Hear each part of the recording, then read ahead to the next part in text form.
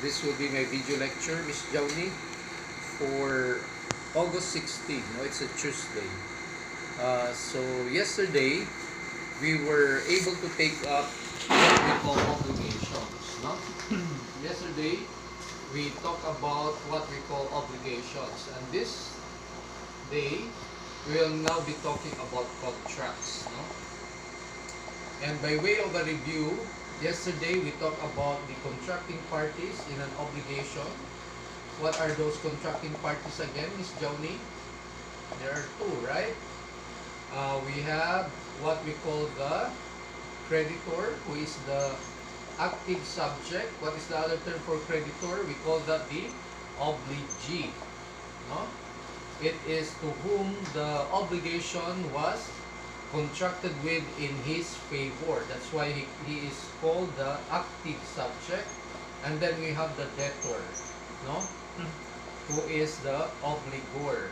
Now the debtor is the one who ought to comply or fulfill the obligation in the form of payment or delivery.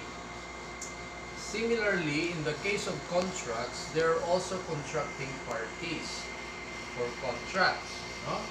So the contracting parties in contracts, or the parties in a contract, are what we call the offeror and then the offeree. No? The offeror and the offeree. Of course, who is the offeror? The offeror is the one who is giving. No? He is giving or manifesting an offer. Diba? May offer siya. And what is that offer? Well, of course, to give or to render service. To give or to do. No? The offer is to give. And the offeree, of course, is the one who will accept the offer. No? Who will accept the offer being given or being proposed by the offeror. So remember these parties, no? The offeror and the offeree. Now, be very careful when it comes to contracts, because contracts, once you have signed the contract, you are already bound, no? By the terms and conditions therein. Terms and conditions. What is the other term for terms and conditions? We call those stipulations. No? So you have to be very careful in signing contracts, because once you have signed that contract already, you will be bound. Meaning, you have to fulfill, no? And you have to fulfill and be sure to be able to do what are the terms and conditions specified in the contract, or what we call stipulations, no? Of course, just like obligations, there are also essential elements for contracts, no?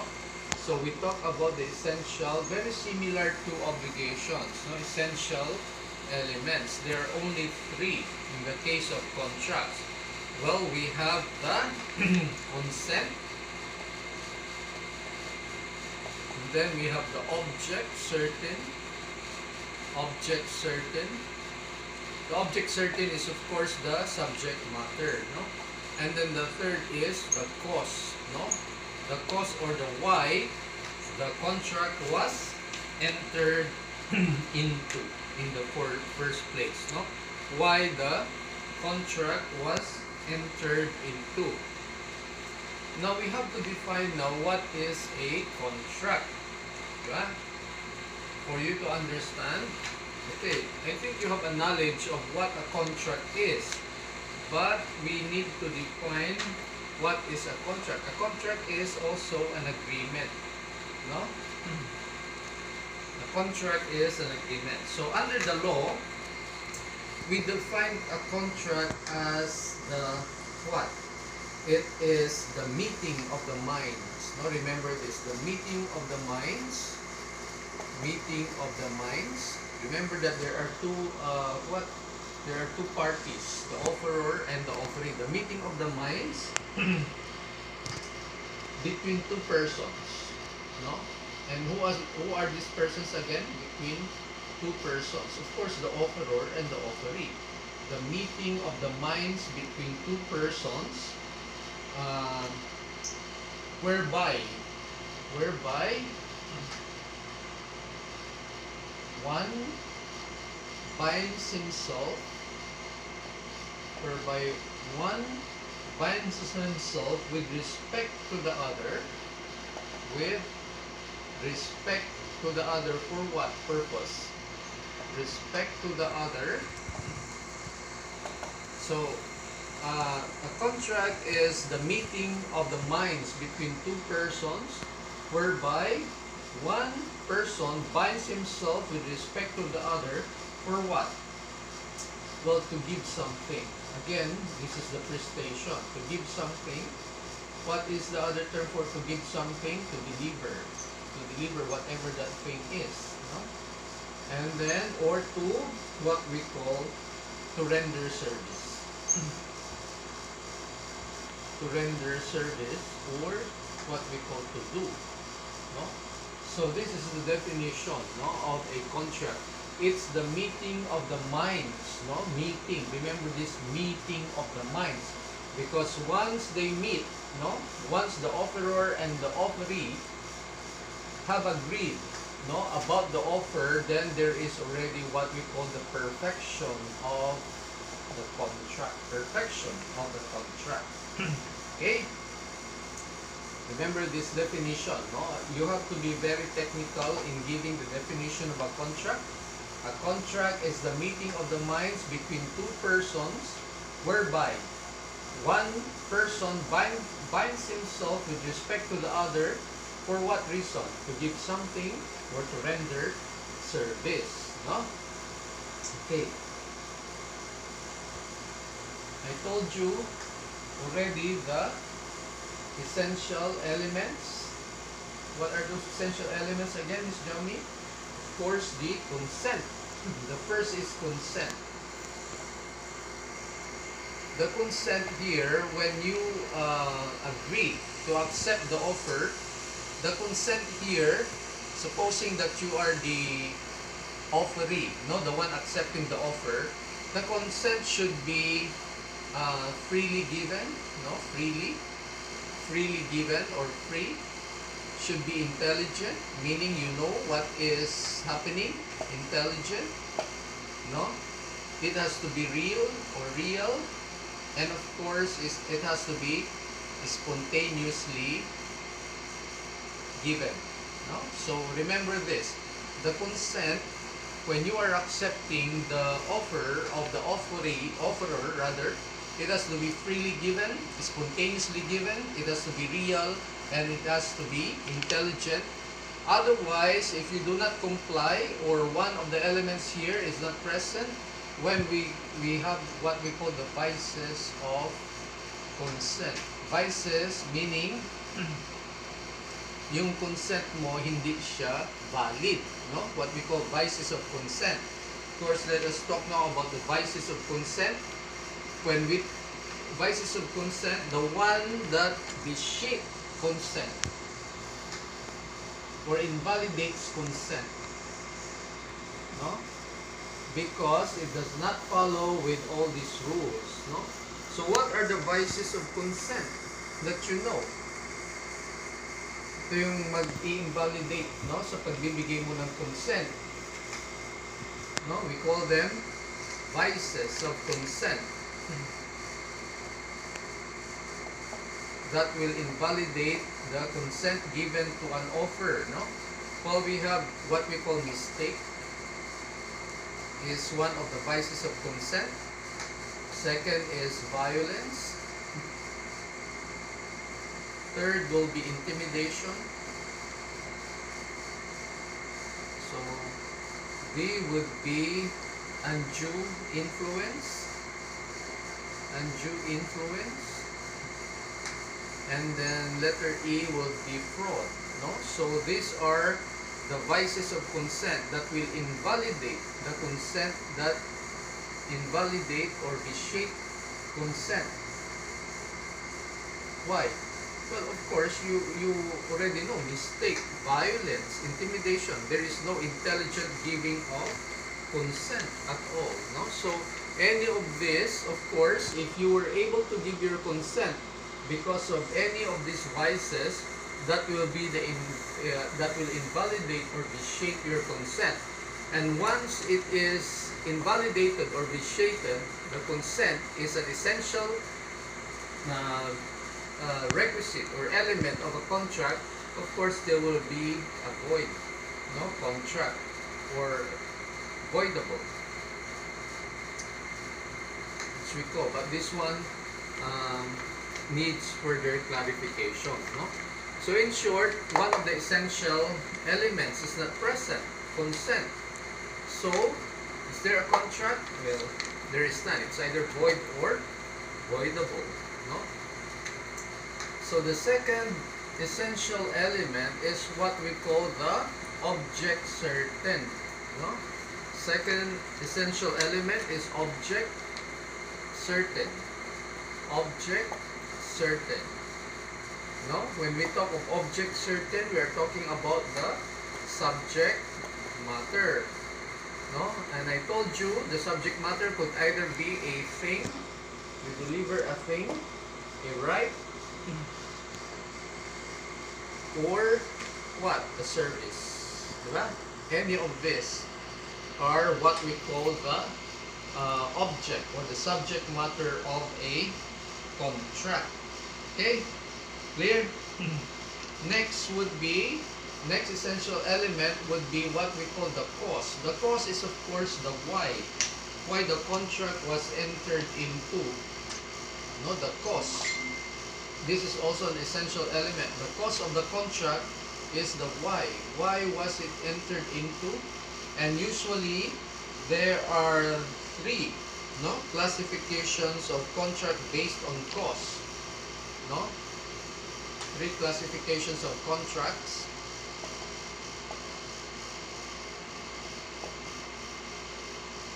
Three classifications of contracts based on or according to cause. So what are those? No? Well, the first one is what we call onerous. Onerous wherein the parties will have to comply. No, both parties will have to comply. The second is remuneratory. Remuneratory, or there is a money involved, no? Payment.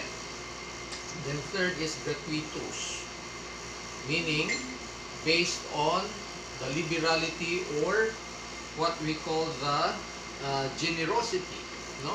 Gratuitous. So onerous, the first contract is what we call onerous contract based on the cause. Onerous meaning the parties will have to comply.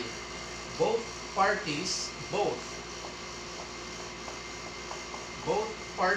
kaya nga onerous, no? They have to comply something that they need to do. No? Onerous meaning both the offeree and the offeror will have to do something because they are bound to do something. Remuneratory meaning the payment of something, no? Payment of something which is susceptible to pecuniary estimation. Gratuitous based on the generosity or liberality of the offeror. Okay, of the offeror.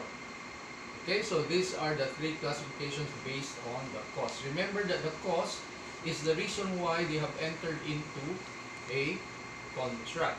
Diba? Reason usually money, no, is the reason, or usually love. For instance, if the contract is based on liberality or generosity of the offeror. Now, we now go on to what we call the stages of a contract. No?